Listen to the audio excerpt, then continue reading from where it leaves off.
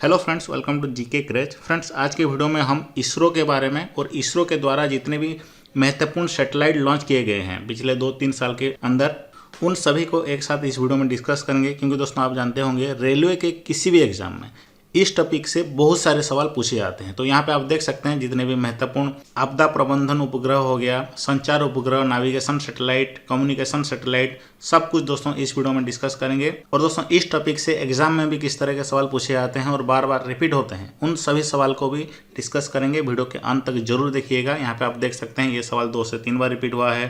तो इसी तरह के सभी सवाल को भी डिस्कस करेंगे। वीडियो के अंत तक देखिएगा। चलिए दोस्तों, वीडियो शुरू करते हैं। इसरो के दोस्तों सभी सैटेलाइट को डिस्कशन करने से पहले इसरो के बारे में कुछ बेसिक से चीज़ें जिससे कि बार बार सवाल पूछे जाते हैं, उन सभी को डिस्कस कर लेते हैं। जैसे कि दोस्तों, इसरो का गठन कब हुआ था? 1969 में हुआ था। सवाल बार बार पूछा जाता है। 15 अगस्त 1969 में हुआ था। और इसरो का मुख्यालय कहाँ पे स्थित है? बेंगलोर में स्थित है। कर्नाटका का बेंगलोर में स्थित है। और इसके अभी वर्तमान में चेयरमैन कौन है? SP सोमनाथ। यहाँ पे आप देख सकते हैं, ये है SP सोमनाथ। और दोस्तों, ये सबसे महत्वपूर्ण है, बार बार इसी से भी सवाल पूछा जाता है। इसरो के 3 स्पेस पोर्ट्स हैं, यानी 3 लॉन्चिंग साइट हैं। यहाँ से सभी रॉकेट को लॉन्च किया जाता है। तो उनका नाम सब क्या है? TERLS, HDSC and KSLS। इसका फुल फॉर्म भी दोस्तों पूछा गया था। TERLS का फुल फॉर्म क्या है? Thumba equatorial rocket launching station. ये थुम्बा में स्थित है। केरल राज्य का थिरुवनंतपुरम डिस्ट्रिक्ट का थुम्बा में स्थित है। और दूसरा महत्वपूर्ण लॉन्चिंग साइट है सतीश धावन अंतरिक्ष केंद्र।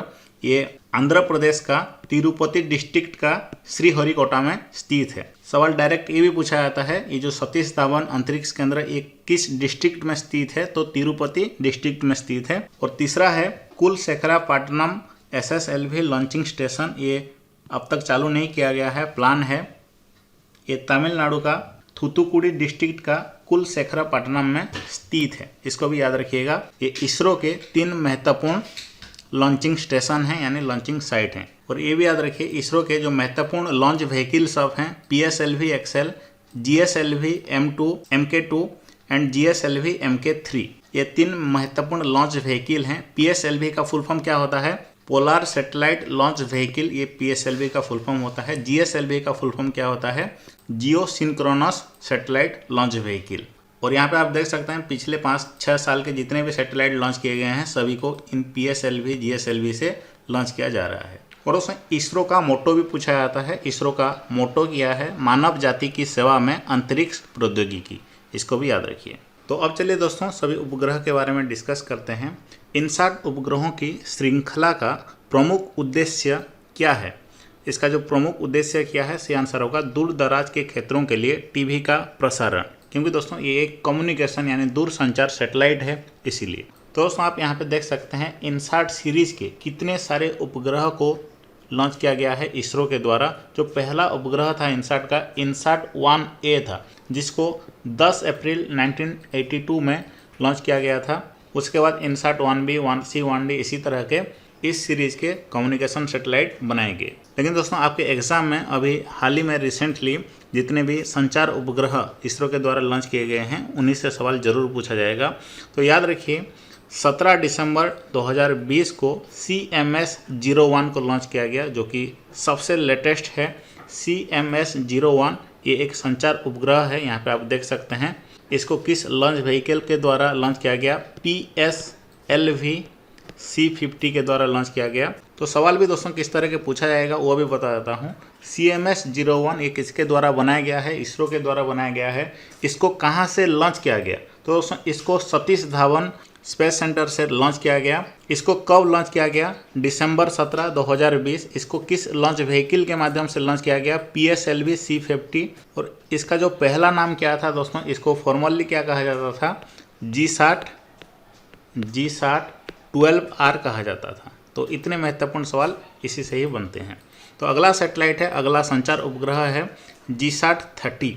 तो GSAT का दोस्तों फुल फॉर्म क्या होता है? G से होता है जियो सिंक्रोनस, SAT से होता है सैटेलाइट। और इसको भी जनवरी महीने का 17 तारीख को लॉन्च किया गया। 2020 में इसको किया गया है, इसलिए काफ़ी महत्वपूर्ण है। ये दोनों लेटेस्ट संचार उपग्रह हैं, इसके बाद कोई भी लॉन्च नहीं किया गया है। और दोस्तों यहाँ पे सवाल ये भी बन सकता है, GSAT 30 इसको किस लॉन्च व्हीकल से लॉन्च किया गया? एरियन 5 लॉन्च व्हीकल से इसको लॉन्च किया गया। ये हमारा देश में नहीं है। ये कहाँ स्थित है दोस्तों? ये फ्रेंच गुइना में स्थित है। याद रखिए, हमारे देश में ये स्थित नहीं है, फ्रेंच गुइना में स्थित है। इसको वहाँ से लॉन्च किया गया। ये सवाल भी इसी से बनता है। तो ये दोनों लेटेस्ट थे। और भी अगर जानना चाहते हैं तो यहाँ पे लिस्ट में आपको मिल जाएगा। ये जो PDF दोस्तों हमारा एप्लीकेशन में आपको मिल जाएगा। साथ साथ जहाँ जितने भी क्वेश्चन इस टॉपिक से बनते हैं सभी क्वेश्चन का मॉक टेस्ट भी हमारा एप्लीकेशन में मिल जाएगा। तो यह है दोस्तों हमारा एप्लीकेशन। स्टैटिक जीके का सेक्शन यहाँ पे आपको मिल जाएगा। हिंदी वाले और इंग्लिश वाले दोनों अलग हैं। तो स्टैटिक जीके के आने के बाद दोस्तों यहाँ पे इसरो एंड DRDO का एक टॉपिक मिल जाएगा। यहाँ पे आपको सभी क्वेश्चन मिल जाएंगे। और साथ साथ अंतरिक्ष विज्ञान का एक भी टॉपिक मिल जाएगा। यहाँ पे आप देख सकते हैं लगभग 100 क्वेश्चन। और इसरो DRDO से संबंधित भी लगभग 50 सवाल हैं। सभी को यहाँ से प्रैक्टिस कर लीजिएगा। यहाँ पे आप देख सकते हैं सभी क्वेश्चन को इस तरह आप सॉल्व कर सकते हैं। जितने भी सवाल पिछले 4-5 साल में इसरो DRDO से पूछे गए थे, अंतरिक्ष विज्ञान से पूछे गए थे, रेलवे के एग्जाम में, सब कुछ दोस्तों यहाँ पे आपको मिल जाएंगे। इसी तरह से क्वेश्चन देने के बाद दोस्तों सॉल्यूशन में क्लिक करेंगे तो आपको इस तरह का एक PDF मिल जाएगा। सभी सेक्शन का PDF इसी तरह आपको मिल जाएगा जहाँ से आप रिवाइज कर। बस इतना ही नहीं दोस्तों, और भी बहुत सारे टॉपिक हैं, जैसे कि कंप्यूटर का भी हो गया, विज्ञान का, करंट अफेयर का, सभी का topic wise question answer PDF यहाँ पर आपको मिल जाएगा। इस वीडियो का डिस्क्रिप्शन बॉक्स में लिंक है, डाउनलोड कर लीजिएगा। आपका रेलवे का ग्रुप डी एग्जाम के लिए A to Z कंटेंट है जीके सेक्शन का। मैं यहाँ पे दोस्तों इतना डिटेल्स में कंटेंट भर दिया है। मैं गारंटी के साथ ये कह सकता हूँ कि 30 मार्क इसी एप्लीकेशन से, मिनिमम 30 मार्क जरूर पूछे जाएंगे आपके एग्जाम में। तो डाउनलोड कर लीजिए। चलिए आगे बढ़ते हैं। और दूसरा महत्वपूर्ण है दोस्तों अर्थ ऑब्जर्वेशन सैटेलाइट। इस सीरीज का सभी सैटेलाइट को EOS से डिनोट किया जाता है। EOS का फुल फॉर्म क्या है? Earth observation satellite. अभी हाल ही में रिसेंटली 14 फरवरी 2022 को EOS 04 सैटेलाइट लॉन्च किया गया था। किस लॉन्च व्हीकल से? PSLV C-52 लॉन्च व्हीकल से इसको लॉन्च किया गया था। और इसको भी सतीश धवन स्पेस सेंटर से ही लॉन्च किया गया था। और ये एक भारतीय अंतरिक्ष अनुसंधान संगठन राडार इमेजिंग सैटेलाइट है EOS 04। और दोस्तों 2021 में EOS 03 को लॉन्च किया गया था, जो कि अनसक्सेसफुल यानी कंप्लीट फेलियर हुआ था। उस लॉन्च करने में इसरो विफल रहा। तो यह है EOS 03। और EOS 01 को कब लॉन्च किया गया था? 2020 में लॉन्च किया गया था। कहाँ से? सतीश धवन स्पेस सेंटर से लॉन्च किया गया था, PSLV C-49 लॉन्च व्हीकल से। इसके बारे में डिटेल्स में याद रखिए। और ये भी दोस्तों वानिकी कृषि आपदा प्रबंधन से संबंधित कार्यों के लिए भारत अंतरिक्ष अनुसंधान संगठन द्वारा निर्मित एक सैटेलाइट है। और यहाँ पे आप देख सकते हैं ये है EOS 01 सैटेलाइट, जिसको नवंबर 7 तारीख 2020 में लॉन्च किया गया था।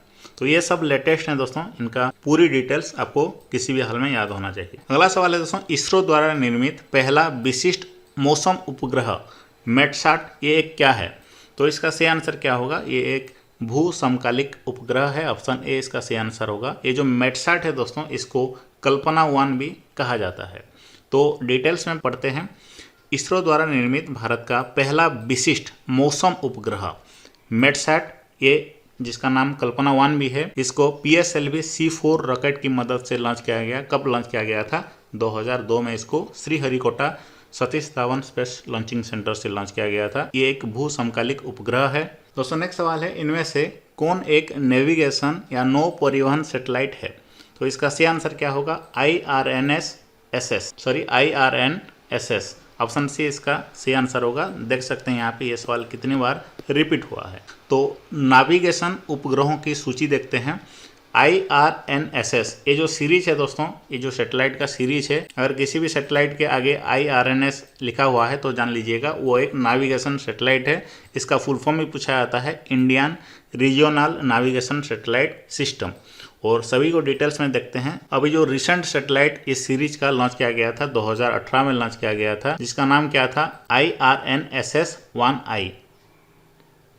इसको PSLV C-41 से लॉन्च किया गया था, जो कि एक नेविगेशन सैटेलाइट है। तो 1H, 1G, 1F इसी तरह के इसके लॉन्च किए गए हैं। सभी का डिटेल्स आपको PDF में मिल जाएगा। तो अब चलिए दोस्तों कुछ डिस्कस करते हैं आपदा प्रबंधन से संबंधित यानी डिजास्टर मैनेजमेंट से संबंधित कुछ महत्वपूर्ण उपग्रह जो इसरो के द्वारा लॉन्च किए गए हैं। 2020 नवंबर 7 को लॉन्च किया गया था EOS, जैसे हमने डिस्कस किया। वो एक अर्थ ऑब्जर्वेशन के साथ साथ डिजास्टर मैनेजमेंट यानी आपदा प्रबंधन सैटेलाइट भी है, तो इसको भी याद रखिए। और सबसे महत्वपूर्ण है जिससे कि सवाल पूछा जाता है वो है इनसाट एंड रिसाट, इन दोनों से सवाल पूछा जाता है। और यहाँ पे डिटेल्स में देख सकते हैं ये दोनों रिसाट 2BR1 एंड रिसाट 2BR ये दोनों महत्वपूर्ण हैं। रिसाट 2BR1 को दिसंबर 11, 2019 को लॉन्च किया गया था और रिसाट 2BR को 2019 मई 22 को लॉन्च किया गया था। डेट भी दोस्तों एग्जाम में पूछा जाता है, इसलिए ये महत्वपूर्ण है। और रिसाट का फुल फॉर्म क्या होता है? रिसाट RISAT, SAT से हो गया सैटेलाइट, RI से हो गया दोस्तों रडार इमेजिंग सैटेलाइट। इन दोनों का डेट को याद रखिए और किस व्हीकल से लॉन्च किया गया है उसको याद रखिए। और रिसाट के किसी भी सैटेलाइट को कहाँ से लॉन्च किया जाता है? सतीश धावन स्पेस सेंटर से लॉन्च किया जाता है। और इनसाट जो कि मैंने अभी आपको बताया, इनसाट का फुल फॉर्म क्या होता है? इनसाट का फुल फॉर्म होता है इंडियन नेशनल सैटेलाइट। दोस्तों अगला सवाल है इसरो द्वारा निर्मित पहला मानव रहित उपग्रह कौन सा है? सी आंसर क्या होगा? आर्यभट्ट उपग्रह ये पहला मानव रहित उपग्रह है। इसके बारे में बार बार एग्जाम में पूछा जाता है, देख सकते हैं कितने बार रिपीट हुआ है। इसको 19 अप्रैल 1975 को सोवियत संघ के बैकानूर अंतरिक्ष केंद्र से लॉन्च किया गया था। अगला सवाल दोस्तों, भारत में ASLV ये पहली बार इसका इस्तेमाल कब किया गया था?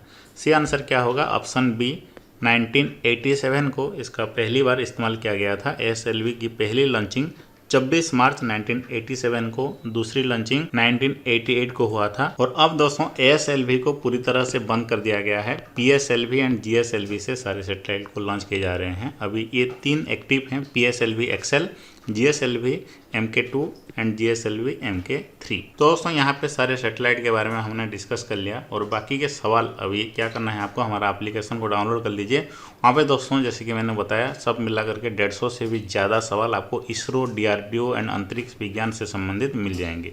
इन सभी सवाल को वहाँ से प्रैक्टिस कर सकते हैं पूरी तरह से।